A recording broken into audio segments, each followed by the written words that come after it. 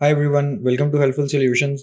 In today's video, we'll talk about G driver not turning on, fixing procedure every user should know. Number 1. Check power supply. Ensure the dryer is plugged in and that the circuit breaker hasn't tripped. Number 2. Inspect door switch. Open the door, press the door switch manually and try starting the dryer. If it starts, the door switch may be misaligned or faulty. Number 3. Test the start switch. Press the start button while holding the door switch closed. If the dryer starts, the start switch might be malfunctioning. Number 4. Examine the drive belt. If the drum doesn't turn manually, the drive belt could be broken or disconnected. Number 5. Assess the motor. If you hear a click but the dryer doesn't start, the motor centrifugal switch might be defective.